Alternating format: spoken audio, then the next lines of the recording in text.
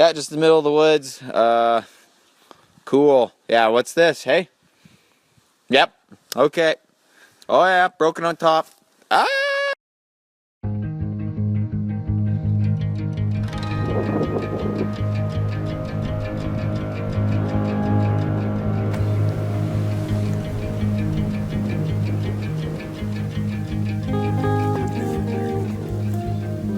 Huh?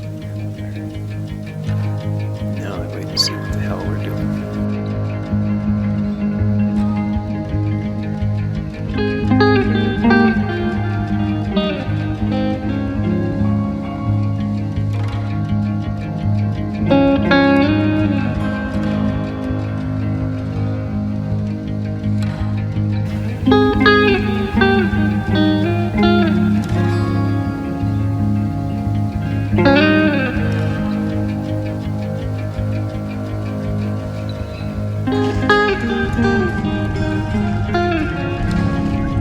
Slide right up.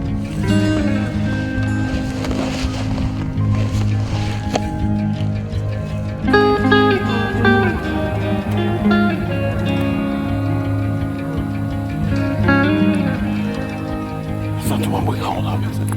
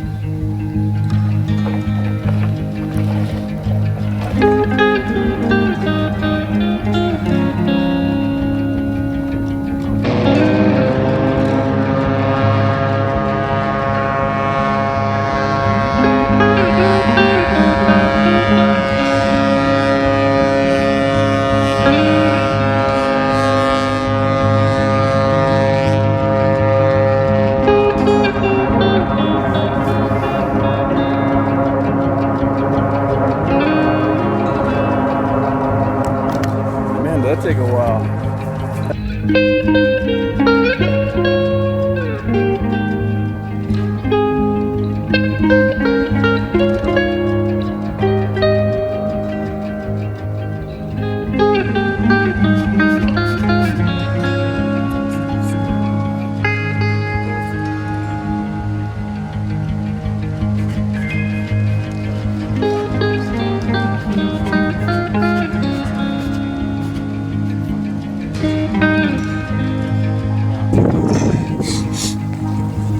And this is how you come down.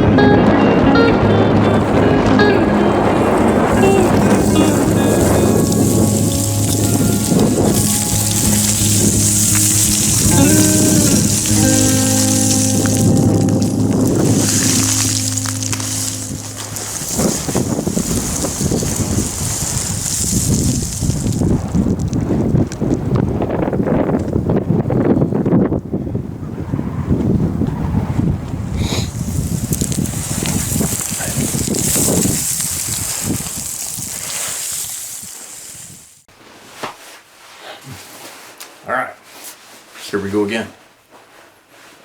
Yes, that's a grizzly bear behind me. And if you don't understand hunting a grizzly bear or anything else, if you lash out about it and try to control and stop you from doing anything in the real world, but you don't partake in the real world and you do not know what's going on in the real world, well, I have nothing for you. I'm sorry. So there you go. If anybody's going to blow a gasket, falls on deaf ears right here. I continually have gone out 100% for support of conservation myself, kept track of numbers of animals myself, put around $10,000 of my own money into conservation a year average.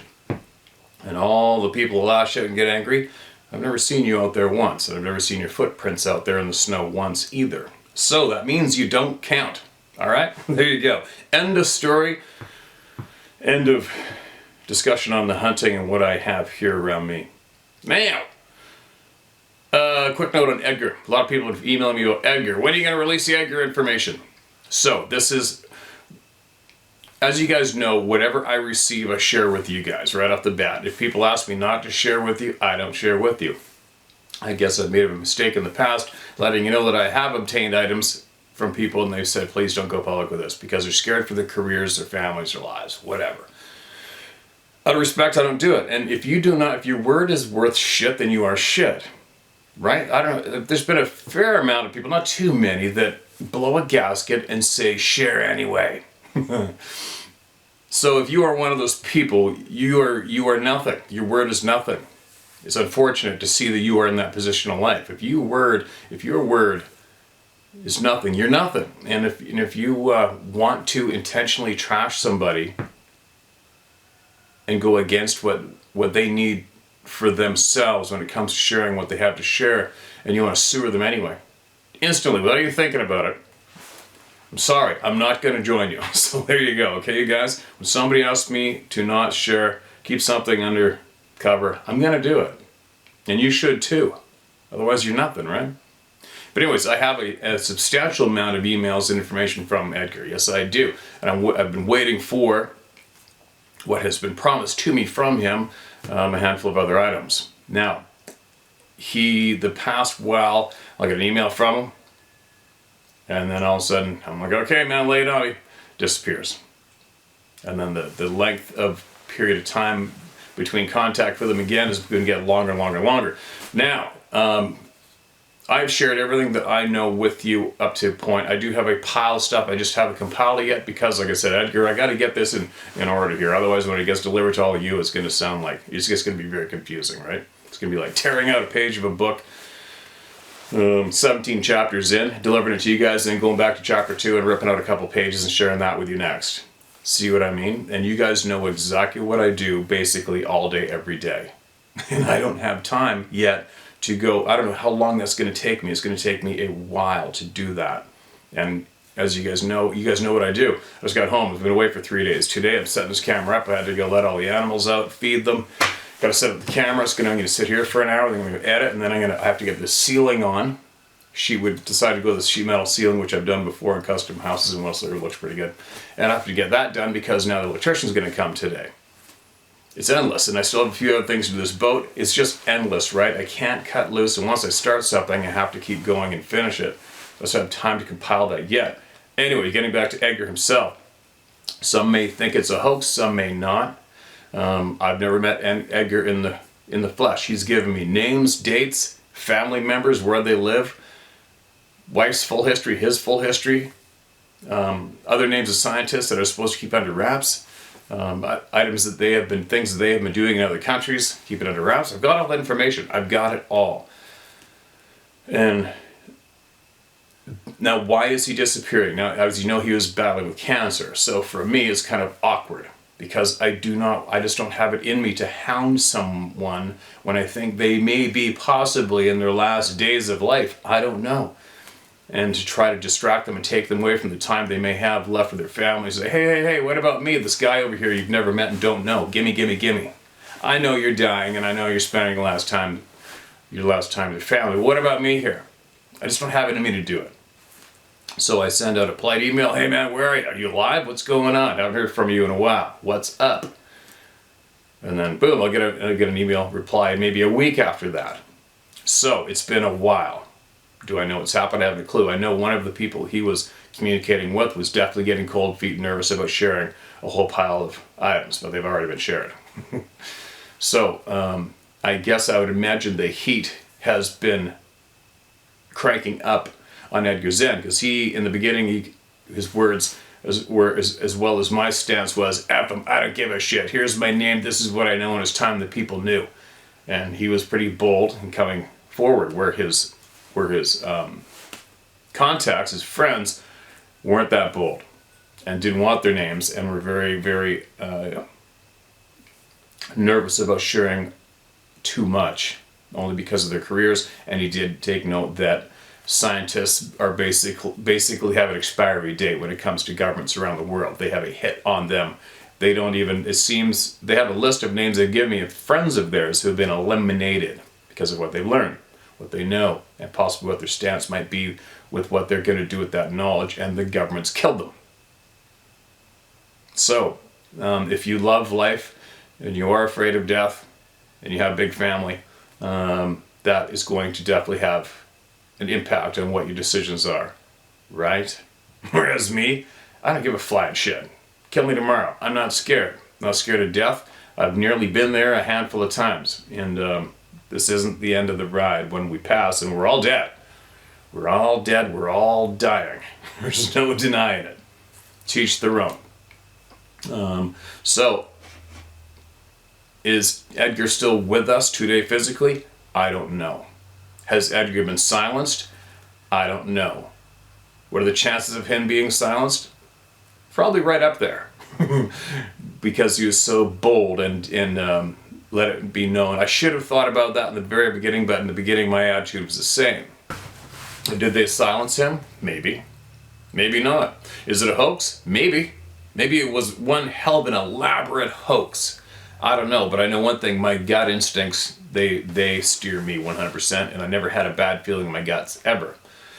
So, there you go. There's the update on Edgar. Is he still with us? Don't know. Will he be in contact again? I hope so. Maybe not. If it was a fraud, turns out to be a great big elaborate hoax, well, unfortunately I have all the names and all the phone numbers and all the emails. So if I wanted to be a little bit of a tit for tat, I could just spill every single thing that I have. And I don't think they'd like that. And maybe some of his co-partners are listening right now, and maybe they want to take that in a note. Maybe I might wake up grumpy one day, feel I was misled, and share every single thing with you guys. Uh-oh. Wouldn't that suck? If it's all fact, right? So, will somebody get back to me in the Edgar department? Maybe. Maybe they won't. Oh, but anyways, in the meantime, you guys, my ride has been steadily going up. Non-stop. My ride, my puzzle has been evolving and going. Non-stop. And from what I have learned from various other people who I trust, know who they are, know what they've done, know how they've obtained, know how they've learned. How do I say this? My knowledge base has climbed up to this point, and down here is all the items and the knowledge that Edgar was sharing with me. Just picking up what I'm putting down, and that's possibly why I'm not putting so much energy into the Edgar department right now, because I feel very confident that my knowledge base has risen above where that took me. Okay? So that's probably why I'm not overly motivated to take 2 or 3 days out of my time to absolutely dedicate towards the Edgar chapter in our ride. But I will. I will. It's just like getting all the emails. I will read every one of them. I don't know how I'm going to do it, but I'm going to do it. I'm not going to stop. And obviously that's what I'm doing. So when I say I will do something, I will do it. I just can't put a time and a date on it. And furthermore, my knowledge base, contacts have grown, and in a way, for me, in my mind, I'm much further ahead than where I was taken through the information shared through Edgar and the other scientists. And will that information be coming your way? Yes, it will. Will it be through me? Probably not. But it will be coming your way. So there. I'm just fortunately, or maybe unfortunately, I will be taken up there before the majority of you will be. Is what it is. This is the way shit happens, right? I hope that little battle made some sense, you guys, but there you go. Trying to answer some questions and keep you up to speed and help you understand what's up. And you gotta admit, with a ride like this and a topic like this and the impact it may possibly have on the population of the world, right? You can't sit there and stomp your feet, pound your fists, and snivel and have snot going down on your bib like a little kid.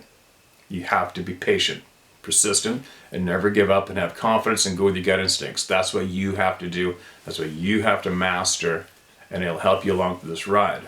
And you have to understand the magnitude and the impact of all of this knowledge. It's not just a little sidekick thing on Bigfootery and squatching.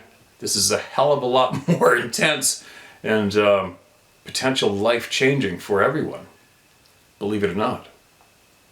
So be patient.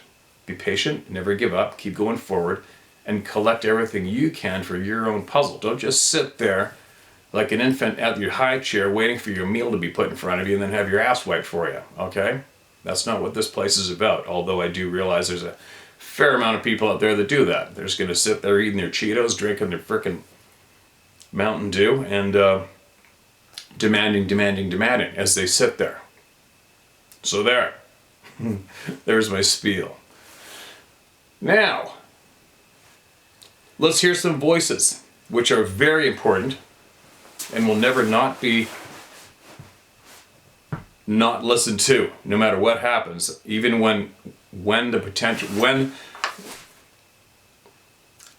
the information known now by others is shared with you, I will still be sharing the voices. They need to be heard regardless of how far along our own personal ride gets, our knowledge base gets, what's exposed and shown and shared with us.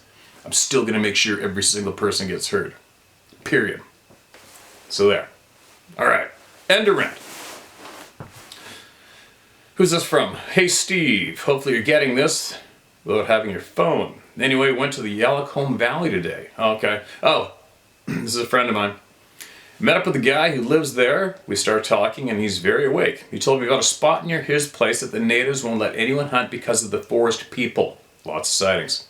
Also, told me about a guy that lives around blank and found a huge track and a toenail was left in it. He keeps it in a jar, but of course he keeps it pretty quiet for the same old reason. Okay, so that was a friend of ours, and we talked about this in a video that I still have to go through because we drank a lot of beers that night around the fire and we just let the camera go. So I'm gonna have to review that video before I send it to you guys. And yeah, he's got a friend who has a massive toenail that was found in a massive footprint. Keeps it in a box and he's fairly guarded with it, and that's fine. And I'm not being rude at all, I'm just stating the fact. It doesn't even matter anymore. Trust me. There's like one person alone has over 700 DNA samples, okay? So if you are somebody out there who has a tuft of hair or a tooth or a toenail or whatever and you think it's a big national guarded secret, it doesn't really matter anymore. So there. I'll be sharing that. I think that topic came up in our video and you'll know about it soon. Here's another email titled Throwing Their Voices. This email from March 28th, when the kid that went fishing at the reservoir without his old man, he had one roar what sounded like was in his face. This happened to my nephew when he was 11. Him and his buddies were riding around on their bikes on our res. It was right after sunset when he had to stop to fix his bike chain. His buddies kept on going. He said where he stopped was under one of the very few street lights in our village, and he noticed when he stopped and got off his bike and his friends got about a block away, he got that creepy feeling like he really needed to leave. And when he got his chain on and bike flipped back over, he was doing the run a few steps and hop on and ride like hell that kids do when they're scared. Something screamed in his face. So loud that he couldn't do anything but cry while being stopped in mid-stride. He said it was so loud that he thought he ran into it, and thought when he opened his eyes it was going to be right in front of him. After the scream, he doesn't remember anything but opening his eyes and all of his friends were sitting on their bikes in front of him, wondering why he was crying with his hands over his face. I don't know if it's just ingrained in our way of life or what, but his friends had an idea what had just happened and not one of them questioned it. They just hauled ass home. Now my thoughts on throwing the voices. I've only heard it once and it was strange. It wasn't a roar or anything like that. It was a whoop sound when we were following one. I think I sent an email about that story. I honestly don't think that they are really throwing their voice, but they are able to travel in real time from one place to another for that split second. I agree. The reason I think this is listening to all the stories on my res about people hearing them way far away, then seeing them really close very soon after. My mom told me a story of when she was a teenager and was walking home from her friend's house when she noticed one was following her in the woods right off the road. Back then it was all dirt roads in our village and only one street light. She said she could hear it getting closer to her, then heard it make its way on the gravel behind her. She said she was so scared, but she knew not to run because my gram and her gram always told them no matter what they are doing to never run, because that is when they will take you. So she kept walking, the same pace, trying hard as she could not run, just trying to make it to the one street light. While she was holding that pace, she prayed, and while she was waiting to get to the light, she said she could feel it breathing on the back of her head and neck, and almost feel it sniffing her head. That is effing creepy. Mom, no smell though. She said when she hit the streetlight, she turned around as fast as she could and it wasn't there. When she got home, my grandma was telling her that the closer they sound, the farther away they are. And when they sound really far away is when you have to be worried because they are more often than not right near you. Sorry, this is supposed to be just a quick email on my thoughts about the throwing voices stuff.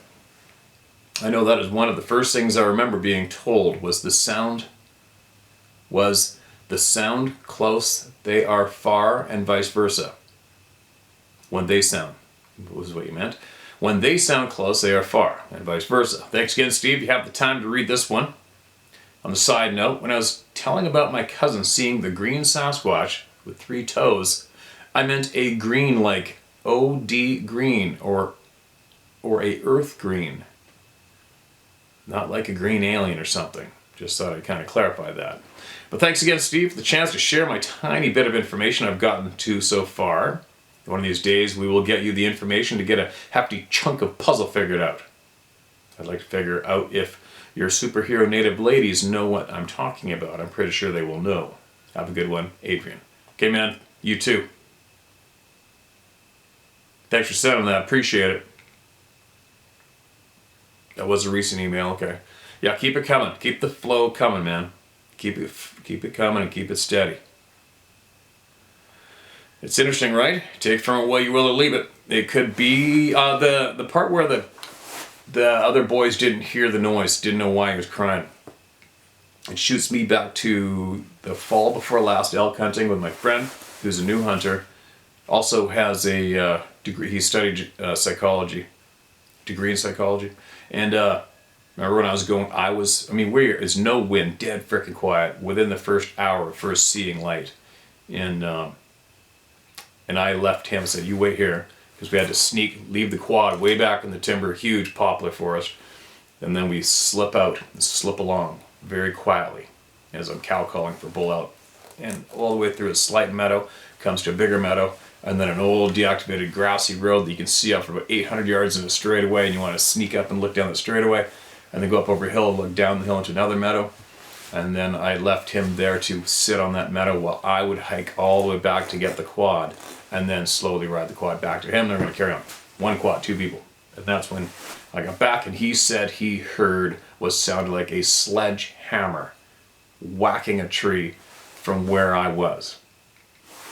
I didn't hear a thing. Now, what's up with that? But how long have I been saying when I'm in the woods, just frickin' leave me alone? I know you're here. You know I'm here. I got nothing. I don't want anything to do with you. Just frickin' leave me alone. Leave me alone. And I'm not saying it in a kind tone. I never have been saying it in a kind tone. Oops. So, I wonder if I am being respected that way. Possibly. I don't know. But in that same area is where I went hunting by myself the year before. Nobody was there. And I made camp, and probably 6 or 8 trees fell down during the night without any wind or anything. All through the night. And every time I woke or opened my eyes or went out to go pee out of the tent, a grouse would be going off. Or like fairly close. Which I've never heard a grouse drumming in the middle of the night. Ever. Myself. Anyway, back to the point I was making was, for me, I've seen firsthand that something out there can make a very substantial loud noise, and only one or more or less, one out of a handful of people are going to hear it clearly and not understand why nobody else didn't hear that. That's a pattern. That's a crazy, confusing pattern, right? But it's something you got to take note of. It keeps coming up. Examples of that pattern keep getting slapped in our face, so you can't deny it, right? Man, I'm on fire babbling this morning, aren't I? Puzzle pieces, please read. Hello, Steve. My name is Darren. I'm from Southern Ontario and spent my entire life living along the Niagara Escarpment. Excuse me. I've had many experiences in my 55 years and will email them in a later time. Excuse me. This email is directly related to my fourth experience when I saw an approximate 8-foot shimmering blur pass in front of me, leaving 15-inch barefoot footprints. This sent me into a whirl of trying to figure out what it was and how I could do it. About 6 years ago, I stumbled across a video where a researcher had discovered that his sample hair, when it still had the hair follicle attached to it, would become translucent and shimmery when a small electric charge was applied to it. He did this by having the hair and follicle in an oxygenated liquid in a small petri dish. At the time, I was still blind and thought they were an ape. I didn't believe it, so I engorged it. My eyes hadn't been open yet. Last week, I came across another researcher. I know you don't really like that term. I got no problem with that term. But this one has his eyes open, accepting these are humans and can do things we can't. He also found that Sabe hair, when the follicle is attached, there's a liquid when you push on the follicle extends up the hair shaft, which he shows under a microscope. Then the hair has little holes that the liquid comes out of. Then he demonstrates with UV light that the hair becomes opaque and shimmers like the predator. That is freaking interesting. As he says, now multiply it times a couple 100,000 hairs and you would get that predator appearance that he has seen in so many others. I'll attach a picture of the hair doing this effect. Now that I have grown the cojones, Steve, to contact you, I'll forward my experiences. This started as a child growing up playing in the woods along the Niagara Escarpment, all the way up to my face-to-face through a window as an adult in Muskoka in Ontario. Stay safe, my friend. Thank you for the voice you provided. And as my grandmother always told me, keep asking questions and question everything. Choose only the answers that your gut tells you are true. Darren. P.S. for you, Steve.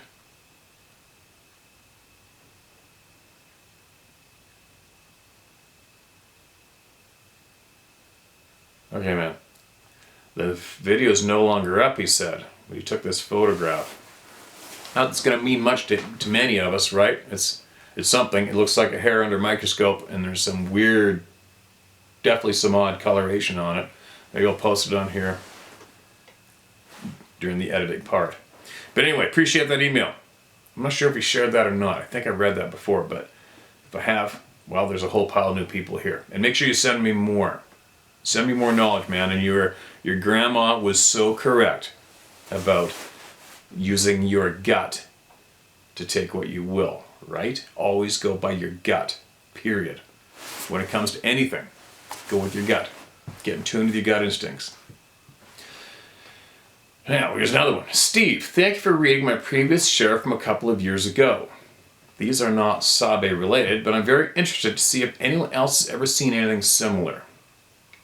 Number one, not sure of the year, sometime in the early to mid-90s. During those days, I had a second job delivering the Dallas Morning News around my hometown of Palestine, Texas.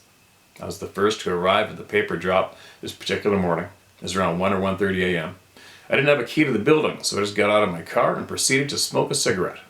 Off in the distance, I saw 3 lights in the sky flying around, chasing each other, and doing some amazing turns and maneuvers. I figured it was just a few birds flying above the nearby rail yard because it was always extremely well lit. After watching their airborne aerobatics for a few minutes, I heard cars speeding down the road towards me. I turned to see 4 city police cars going by at high speed in the direction of the rail yard. Less than a minute later, 4 Sheriff's Department and 4 Texas Highway Patrol vehicles all going in the same direction at high speed but with no lights or sirens. At first I thought traffic accident, then the lights, which I originally thought were birds, slowed down. formed a delta formation and began to fly in my direction. They flew almost directly above me, low and slow. I would estimate the altitude to be about 500 feet. 3 luminous triangle-shaped craft. They were golden in color and shimmering like water. Beautiful, actually. They proceeded to fly over downtown, then disappeared into the distance. The entire flyover took around 45 seconds to a minute. Number 2. Around 2007 or 2008, I was living in Hereford in the Texas Panhandle. While on break at work, I was out behind the building smoking a cigarette. I saw movement out of the corner of my eye, so I turned and looked. About 70 feet away and about 20 feet up in the air, I saw a floating metal ball, probably 3 feet in diameter. Dark patina, brass in color with a smaller dark spot in the center. It looked like there may have been some sort of markings on it, but I'm not sure. It was moving slowly from my right to left over the parking lot in full view. No trees within about 100 yards. After moving around 30 to 40 feet, it slowly faded away like a cloaking device had been activated. Number 3, back in Palestine in late 2018, one night my wife and I went out to smoke. After a couple of minutes, I saw something floating by our front door. I went to look. What I saw was a tiny, translucent, see-through jellyfish floating about 2 feet off the ground. Sounds crazy, I know, but it looked like a tiny jellyfish. My wife also saw it. I held my hand out about 3 inches under it for scale, and it started moving away. It would have fit in the palm of my hand and just moved like a jellyfish. We eventually lost track of it in the dark. Number 4, around the same time, my wife and son told me they had been seeing some other strange critters floating outside around the house. I never saw one of these, but they described them as small squares about the size of a saltine cracker, translucent, see-through, and with a possible darker grid pattern. Some floated slowly, others were faster. They would apparently react and move away if you started to get too close. My son thinks they were some sort of a drone. I can't say since I didn't see one, but the way they describe them to me sounds more biological. And finally, number 5. One morning I was standing out in front of my workplace building smoking a cigarette waiting for a client to arrive. The building sat on a corner facing a 4-lane road. While standing there, a rather noisy car pulled up to the stop sign at the side, so it caught my attention. I looked over at the car as it turned right onto the 4-lane road and it disappeared. I watched it turn, then fade to nothing in about 3 seconds. The sound also faded as the car faded. Steve, the stop sign the car stopped at sits in front of my house. Yes, I live across the street from where I worked. The disappearing car, floating jellyfish, and other floating critter thingies all happened within 100 feet of each other at approximately the same time. Portal activity? Could that be that the car went in and the other things may have came out? I've seen and experienced so many strange things in my 57 years on this planet, but I don't know why. These and my previous share are just the tip of a very large iceberg of weirdness. Thank you, Tim in East Texas. Texas. Oklahoma. Why? Why is it so common for so many uncommon things to be happening in that chunk of the planet? I wonder why. Obviously, possibly geographically where you're working, where you are, something's up. Something's up, right? I wonder how many people are possibly from that same area and are going like this. I knew it wasn't just me. If it is, possibly, email it in, man. If you can relate to this guy's email and you want to confirm or ask more questions, share away.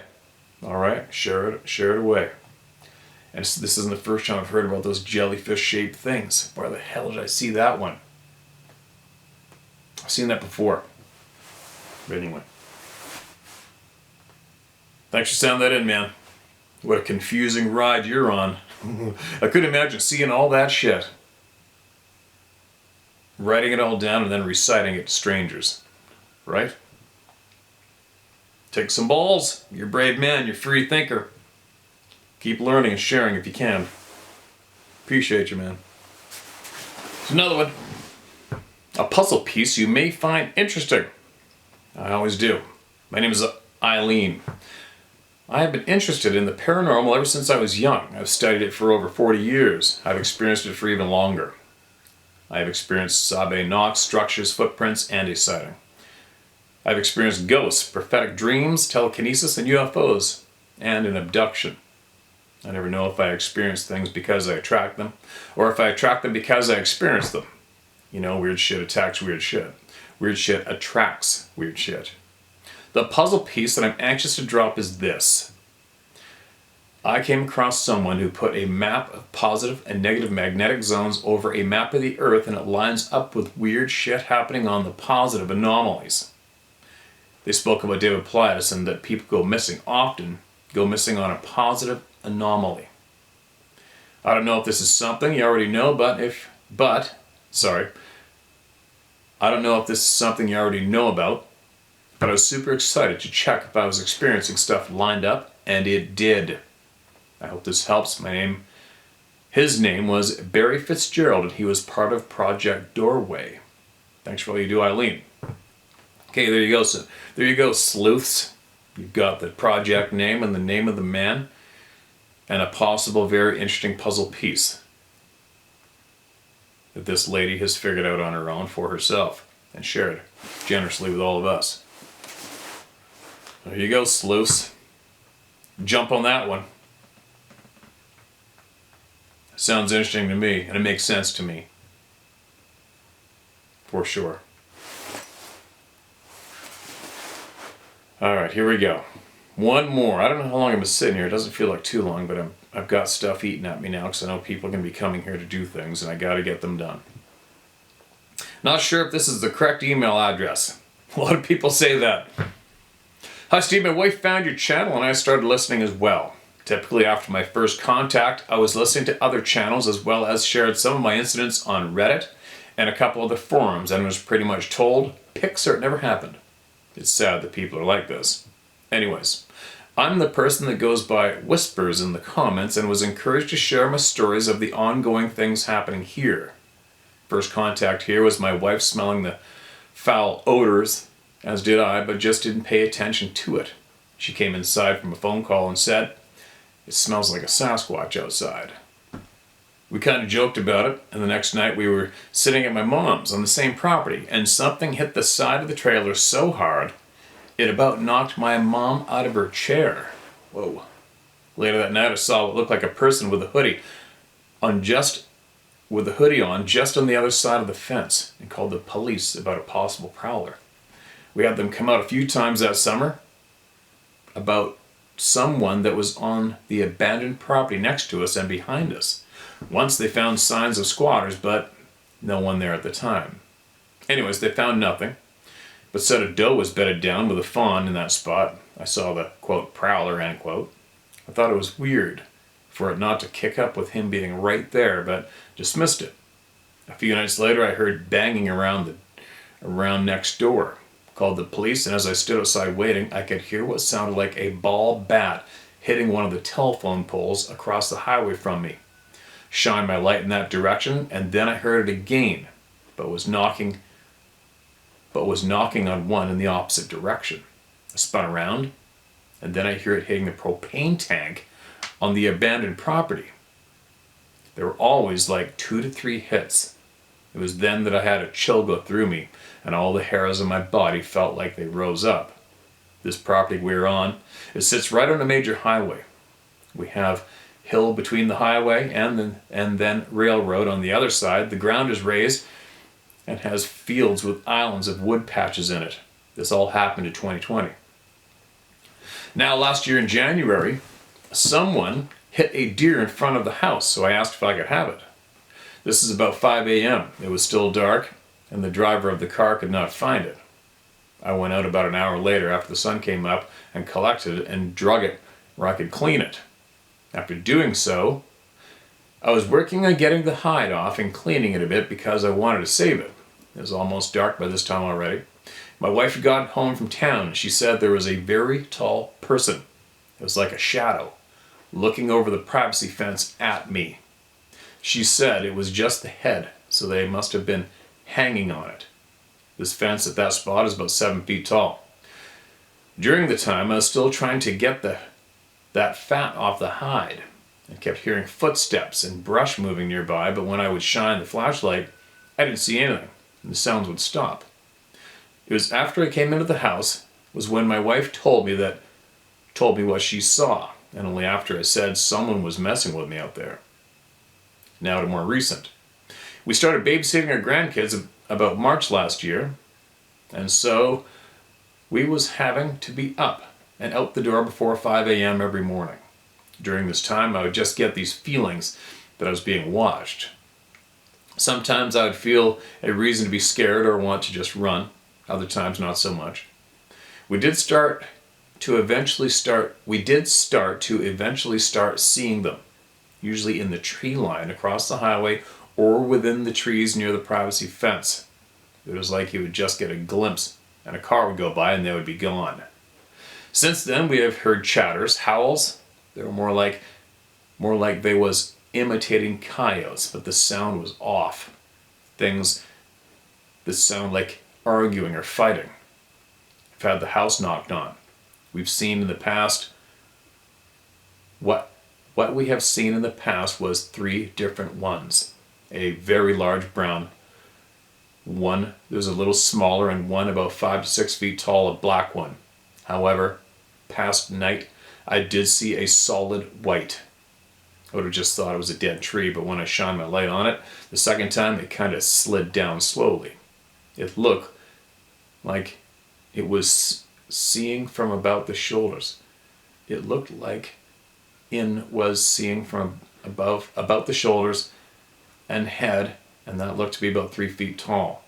When I told my wife about it, she had told me that that's where, quote, Bob, end quote, what we call the big one, was standing at Friday when we got home late. Anyways, you can share or not. I know my interaction has been rather plain compared to other people have told, and is why I haven't really said anything. Thanks, Brad Neal. Brad, I hope it's okay to share your name. Now I gotta go to the beginning and see if he said not to. Alright, you didn't say not to share your name. Brad, appreciate you, man. Sounds like you've got a group of these beings nearby and they're looking to possibly get some kind of weird contact going with you. I don't know why. I don't know why they do it, but it's going to be up to you what you do with that. Myself, I'm good. If there's going to be a group of them dropping hints around my property that they want to hang out and play, or me to start giving them things, it's not going to happen. Not going to happen.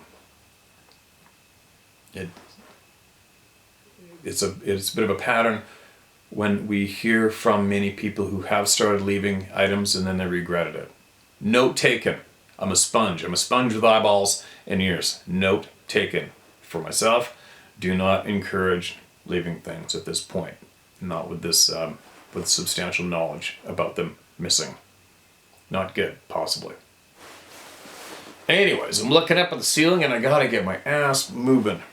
And I hope today's emails video helps somebody out there, answer some questions. And for those people out there who are very challenged in the patience part, I feel bad for you. And I have guided many people. I have met many people over the years who I respect, friends of mine who have no patience at all. And to watch that physical, this at times is a physical example of the discomfort they have because they are so impatient. I feel bad for them. It's not a fun quality to have, impatience. It looks to be very, very unsettling. But anyway, and I wish I could help people. I've always tried to figure out how I could teach people patience in the past while guiding, and it's not that easy. It's almost, you feel like you're another version of Tony Robbins at times, trying to give your motivational speeches throughout a big game hunt where people have spent thousands of dollars to be there and they're paranoid and terrified they're not going to attain the goal they're after. And it just eats them all day, every day, and then they verbalize on it. It starts to drive you crazy because they're not listening to you. They're not picking up your confidence. They understand the position I'm in as a guide, the knowledge I have, and the confidence. And I'm babbling, but it's just an example of how I can watch physically the effects of zero patience and what it has on people. And I know there's a handful of you here. Feel bad for you. But anyway, hang tough. Stick it out. Don't give up. Try to learn patience. There's a lot coming your way for all of you. That I know. There is a lot coming your way. Okay? So there. Off I go. Off I go. Project smashing. Here we go.